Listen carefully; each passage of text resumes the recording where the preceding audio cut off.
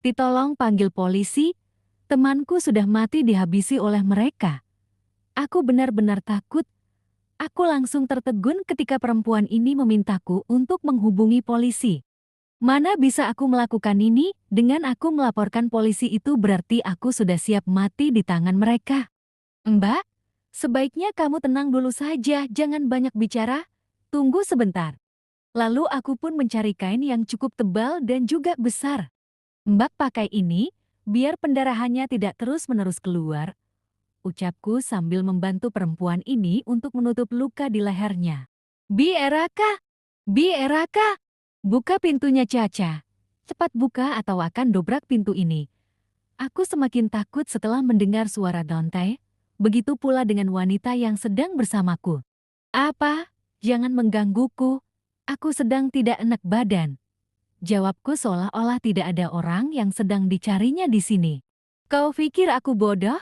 Jejak darahnya saja berceceran menuju kamarmu. Apa kamu sudah bosan hidup? Aku benar-benar bodoh.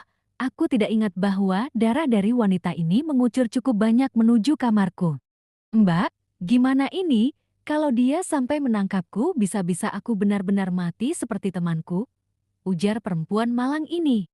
Caca, aku hitung sampai 3, jika tidak kau buka pintu ini, maka akan aku dobrak, ancam Dante padaku.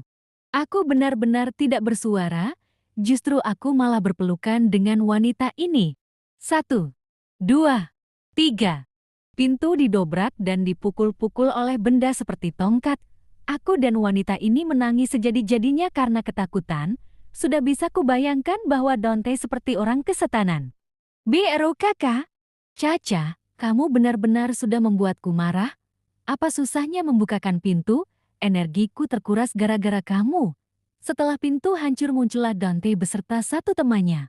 Arek tolong jangan sakiti saya.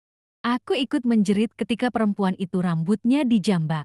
Dante jangan, aku berusaha sekuat tenaga menahan tubuh wanita itu. Crash! Aku langsung terdiam ketika darah muncrat begitu banyak di wajahku.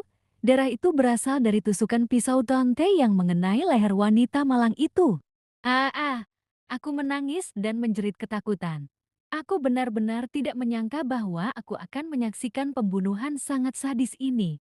Jackson, bawa wanita ini ke belakang, lalu Jackson langsung menyerat korban Dante dengan sangat kejam. Sedangkan aku masih menangis dan tidak bisa bergerak karena terlalu kaget. Aku takut akulah korban selanjutnya. Caca, kamu harus tahu bahwa aku tidak pernah main-main. Cepat bersihkan tubuhmu dan pindah ke kamar lain agar kamar ini dibersihkan terlebih dahulu oleh Mbak. Titah Dante dengan anteng. Aku sama sekali tidak melihat raut wajah Dante yang menyesal karena telah membunuh. Plak, Caca, apa kamu dengar?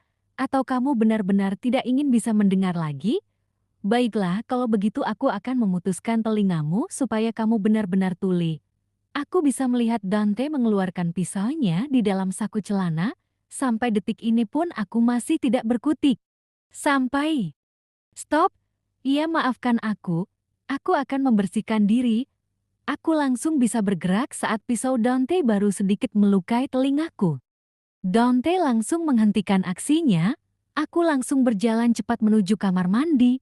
Namun sialnya aku terjatuh berapa kali karena lantai sangat licin terkena genangan darah dari wanita tersebut. Great. Kenapa kamu masih di sini? Aku akan ganti baju. Ucapku pada Dante yang ternyata masih ada di dalam kamarku. Dia tidak membereskan kamarku. Dia hanya duduk sambil bermain ponselnya.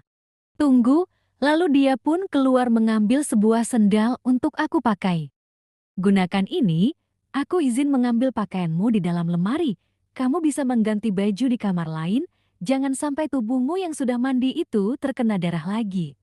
Aku merasa risih karena sekarang aku hanya menggunakan handuk saja. Tetapi, jangan membantah, ayo cepat ikuti aku. Aku pastikan tidak akan ada orang yang melihatmu menggunakan handuk selain aku. Aku tidak bisa melawan Dante lagi. Cepat masuk, aku pun langsung masuk ke kamar yang hanya berjarak 2 kamar dari kamarku. Kakakmu mau apa? Tanyaku saat melihat Dante ingin masuk juga ke dalam kamar. Lalu dia bergerak seperti ingin mencium leherku. Plak.